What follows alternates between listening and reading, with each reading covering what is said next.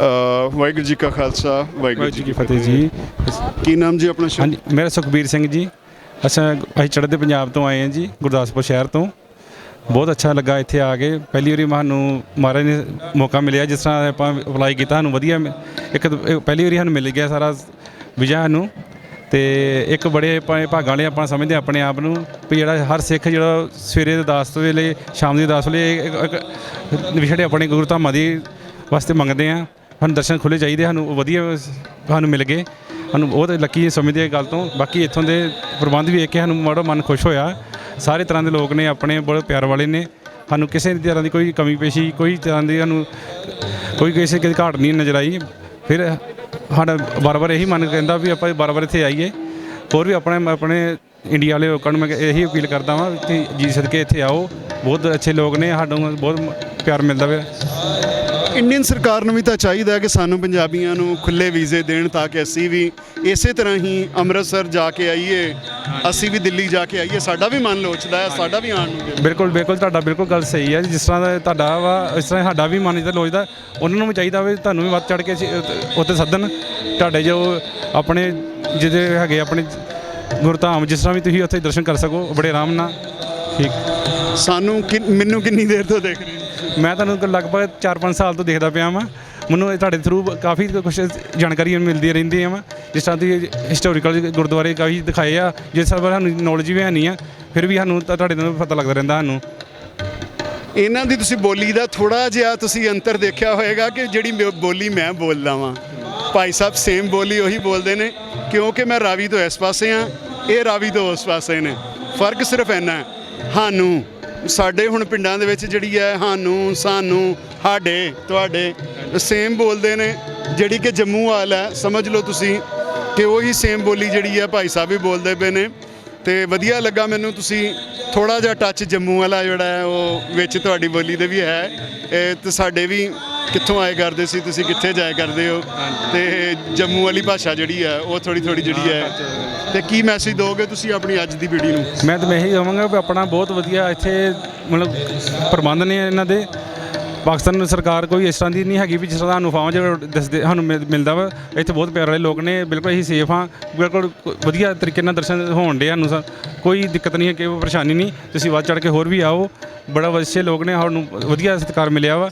ਬਾਕੀ ਸਾਡੇ ਮਨ ਖੁਸ਼ ਹੋ ਗਿਆ ਆਪਣੇ ਗੁਰੂ ਧਾਮ ਮਹਾਰਾਜ। ਇਸ ਵਾਰੀ 10 ਦਿਨ ਦੀ ਯਾਤਰਾ ਹੈ? ਹਾਂਜੀ ਹਾਂਜੀ, ਬਿਲਕੁਲ 10 ਦਿਨ ਦੀ ਜੀ। ਬਸ ਸਾਡਾ ਲਾਹੌਰ ਦਾ ਰਹਿ ਗਿਆ ਇੱਕ, ਉੱਥੇ ਗੁਰਦੁਆਰੇ ਦੇ ਦਰਸ਼ਨ ਕਰਨ ਦਾ। ਬਾਕੀ ਜਿਹੜੀ ਲਗਭਗ ਇੱਥੋਂ ਸਾਰੇ ਹੋ ਚੁੱਕੇ ਨੇ, ਅਤੇ ਬਹੁਤ ਮਨ ਖੁਸ਼ ਹੋਇਆ। ਸਾਨੂੰ 10 ਦਿਨ ਥੋੜ੍ਹੇ ਝੱਟ ਲੱਗੇ, ਝੱਟ ਬੀਤ ਗਏ, ਪਤਾ ਨਹੀਂ ਲੱਗਾ। ਜਿੱਦਾਂ ਰਾਜ ਦੀ ਗੱਲ ਕੀਤੀ ਜਾਂਦੀ ਹੈ, ਅਤੇ ਹੁਣ ਤੁਸੀਂ ਤਖਤ ਲਾਹੌਰ ਵੱਲ ਜਾਣਾ, ਕੀ ਮਨ ਚਾਹੁੰਦਾ ਤਖਤ ਲਾਹੌਰ ਨੂੰ? ਦੇਖੋ, ਸਾਨੂੰ ਇਹੀ ਤਾਂ ਮਨ ਹੁੰਦਾ ਵੀ ਜਿਸ ਤਰ੍ਹਾਂ ਆਪਾਂ ਸੁਣਦੇ ਰਹੇ ਹਾਂ ਆਪਣੇ ਵੱਡਿਆਂ ਕੋਲ ਸਾਰੇ, ਵੀ ਜਿੱਥੇ ਹੁਣ ਆਪ ਜਾ ਕੇ ਦੇਖਾਂਗੇ ਨਾ ਤਾਂ ਸਾਡੇ ਮਨ ਨੂੰ ਤਾਂ ਹੀ ਠੰਡ ਪੈਣੀ ਹੈ। ਅਤੇ ਉਹ ਗੱਲ ਚੇਤੇ ਆਉਂਦੀ, ਸਾਡਾ ਵੀ ਕਦੀ ਰਾਜ ਹੁੰਦਾ ਸੀ। ਬਿਲਕੁਲ ਬਿਲਕੁਲ ਜੀ, ਉਹ ਸਾਡੇ ਮਹਾਰਾਜ ਰਣਜੀਤ ਸਿੰਘ ਦੇ ਟਾਈਮ ਤੋਂ ਜੋ ਰਾਜ ਹੀ ਨਹੀਂ। ਭਾਈ ਸਾਹਿਬ ਦੇ ਇੱਕ ਬੋਲ ਨੇ ਤੁਸੀਂ ਦੇਖਿਆ ਹੋਵੇਗਾ, ਮੇਰੀ ਹਰ ਵੀਡੀਓ ਦੇ ਪਿੱਛੇ ਲੱਗੇ ਹੁੰਦੇ ਨੇ, ਰਾਜ ਦੀ ਗੱਲ ਕਿਉਂ ਨਾ ਕਰੀਏ। ਹਾਂਜੀ ਬਿਲਕੁਲ ਜੀ। ਠੀਕ ਹੈ ਜੀ। ਅਤੇ ਕਿਤੇ ਨਾ ਕਿਤੇ ਮਨ ਦੇ ਵਿੱਚ ਰਾਜ ਦਾ ਤੇ ਹੁੰਦਾ ਹੀ ਹੈ ਨਾ, ਕਿ ਜਿੱਦਾਂ ਹੁਣ ਮੈਂ ਅਕਸਰ ਗੱਲ ਕਰਦਾ ਹੁੰਦਾ ਵਾਂ, ਮਹਾਰਾਜਾ ਦਲੀਪ ਸਿੰਘ ਜੀ ਲਾਸਟ ਮਹਾਰਾਜਾ ਆਫ ਦੀ ਪੰਜਾਬ ਦੀ ਗੱਲ ਕਰਦਾ ਵਾਂ, ਅਤੇ ਲਾਹੌਰ ਦੀ ਮਿੱਟੀ ਨੂੰ ਤਰਸਦੇ ਰਹਿ ਗਏ। ਅਤੇ ਆਪਾਂ ਇੱਕ ਭਾਈ ਸਾਹਿਬ ਦੇ ਹੱਥੇ ਲਾਹੌਰ ਦੀ ਮਿੱਟੀ ਉਹਨਾਂ ਦੀ ਕਬਰ ਦੇ ਉੱਤੇ ਜਾ ਕੇ ਪਵਾਈ ਸੀ, ਜੋ ਗ੍ਰੇਵ ਸੀਗੀ ਨਾ ਉਹਨਾਂ ਦੀ, ਜਿਹੜੀ ਉੱਥੇ ਯੂਰਪ ਵਿੱਚ ਹੈ। ਉੱਥੇ ਉਹਨਾਂ ਨੇ ਜਾ ਕੇ ਮਿੱਟੀ ਭੇਂਟ ਕੀਤੀ ਸੀ ਉਹਨਾਂ ਨੂੰ, ਕਿਉਂਕਿ ਐਂਡ ਤੱਕ ਉਹਨਾਂ ਦੀ ਇਹੀ ਖੁਆਇਸ਼ ਸੀ ਕਿ ਲਾਹੌਰ ਦਰਬਾਰ ਦੀ, ਲਾਹੌਰ ਕਿਲ੍ਹੇ ਦੀ ਮਿੱਟੀ ਜਿਹੜੀ ਹੈ ਮੈਂ ਉਹਨੂੰ ਮੱਥਾ ਟੇਕਾਂ। ਬਿਲਕੁਲ ਬਿਲਕੁਲ ਜੀ। ਹਾਂਜੀ, ਤਾਂ ਕੋਈ ਨਹੀਂ, ਤੁਸੀਂ ਚੱਲੋਗੇ ਅੱਗੇ, ਤੁਹਾਡਾ ਜਿਹੜੀ ਯਾਤਰਾ ਹੈ ਉਹ ਵਧੀਆ ਚੱਲੇਗੀ। ਮਜ਼ੀਦ 2 ਦਿਨ ਰਹਿ ਗਏ ਨੇ, ਉਸ ਤੋਂ ਬਾਅਦ ਸੰਗਤ ਨੇ ਦੁਬਾਰਾ ਤੋਂ ਚਾਲੇ ਪਾਉਣੇ ਹਨ। ਵਾਹਗਾ ਬਾਰਡਰ ਨੂੰ ਵਿਛੋੜੇ ਦਾ ਟਾਈਮ ਆ ਜਾਣਾ। ਕੀ ਕਹਿੰਦੇ ਨੇ ਕਿ ਖੁਆਰ ਹੋਏ ਫਿਰ ਮਿਲेंगे, ਅਤੇ ਬਸ ਇੱਦਾਂ ਹੀ ਹੈ। ਥੋੜ੍ਹੀ ਦੇਰ ਬਾਅਦ ਰੇ ਰਾਏ ਦੀ ਅਰਦਾਸ ਹੋਏਗੀ। ਤਾਂ ਇੱਥੇ ਮੈਂ ਇੱਕ ਗੱਲ ਕਰਦਾ ਚੱਲਾਂ, ਨੇੜੇ ਆਓ ਜ਼ਰਾ।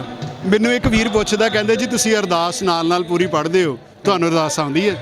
ਮੈਂ ਕਿਹਾ ਜੀ ਦਰਬਾਰ ਆਪਣਾ ਦਵਾ ਵਿੱਚ ਔਰ ਅਰਦਾਸ ਵਿੱਚ ਕੀ ਫ਼ਰਕ ਹੈ? ਕਹਿੰਦਾ ਫ਼ਰਕ ਤਾਂ ਕੋਈ ਨਹੀਂ। ਅਤੇ ਮੈਂ ਕਿਹਾ ਫਿਰ ਇਸੇ ਲਈ ਮੈਂ ਵੀ ਨਾਲ ਪੜ੍ਹਦਾ। ਬਿਲਕੁਲ ਬਿਲਕੁਲ, ਦੋਵੇਂ ਬੇਨਤੀ ਹੁੰਦੀ ਹੈ ਮਹਾਰਾਜ ਅੱਗੇ। ਮਹਾਰਾਜ ਅੱਗੇ ਹੈ, ਇਹ ਪੰਜਾਬੀ 'ਚ ਹੈ, ਉਹ ਅਰਬੀ 'ਚ ਹੈ। ਹਾਂਜੀ ਬਿਲਕੁਲ। ਜਿਹਦੀ ਜੋ ਭਾਸ਼ਾ ਹੈ ਉਹਨੇ ਰੱਬ ਨੂੰ ਉਹਦੇ 'ਚ ਹੀ ਯਾਦ ਕਰਨਾ ਹੈ। ਸਿਰਫ ਹੈ ਕਿ ਬੰਦੇ ਨੂੰ ਸਮਝ ਆਉਣੀ ਚਾਹੀਦੀ ਹੈ ਕਿਉਂਕਿ ਕੁਝ ਲੋਕ ਜਿਹੜੀ ਜ਼ੁਬਾਨ ਵਿੱਚ ਸਮਝਦੇ ਨੇ ਉਹਨਾਂ ਨੂੰ ਉਸੇ ਜ਼ੁਬਾਨ ਵਿੱਚ ਹੀ ਦੁਆ ਕਰਨੀ ਚਾਹੀਦੀ ਹੈ, ਅਰਦਾਸ ਕਰਨੀ ਚਾਹੀਦੀ ਹੈ। ਤੇ ਅਸੀਂ ਇਹੀ ਦੁਆ ਅਰਦਾਸ ਕਰਦੇ ਹਾਂ ਕਿ ਪੰਜਾਬੀ ਇਦਾਂ ਹੀ ਖੁੱਲੇ ਦਰਸ਼ਨ ਦੀਦਾਰੇ ਇੱਕ ਦੂਜੇ ਦੇ ਕਰਦੇ ਰਹਿਣ, ਇੱਕ ਦੂਜੇ ਨੂੰ ਮਿਲਦੇ ਰਹਿਣ। ਚੜ੍ਹਦਾ ਵੀ ਆਪਣਾ ਤੇ ਲਹਿੰਦਾ ਵੀ ਆਪਣਾ, ਦੋਵੇਂ ਪੰਜਾਬ ਆਪਣੇ ਨੇ ਔਰ ਪੰਜਾਬੀਆਂ ਦੀ ਸਾਂਝ ਜਿਹੜੀ ਹੈ ਉਹ ਮੁੱਕ ਨਹੀਂ ਸਕਦੀ। ਜਿੰਨੇ ਪੈਰੇ ਲੱਗਣਗੇ ਓਨਾ ਪ੍ਰੀਤ ਵਧੇਗੀ, ਜਿੰਨੀਆਂ ਤਾਰਾਂ ਲੱਗਣਗੀਆਂ ਓਨਾ ਪਿਆਰ ਬਹੁਤਾ ਹੋਏਗਾ। ਤਾਂ ਪਿਆਰ ਵਧਣ ਦਿਓ, ਪਿਆਰ ਹੀ ਹਰ ਗੱਲ ਦਾ ਹੱਲ ਹੈ, ਨਫ਼ਰਤ ਕਿਸੇ ਚੀਜ਼ ਦਾ ਹੱਲ ਨਹੀਂ ਹੈ। ਵਾਹਿਗੁਰੂ ਜੀ ਕਾ ਖਾਲਸਾ, ਵਾਹਿਗੁਰੂ ਜੀ ਕੀ ਫਤਿਹ।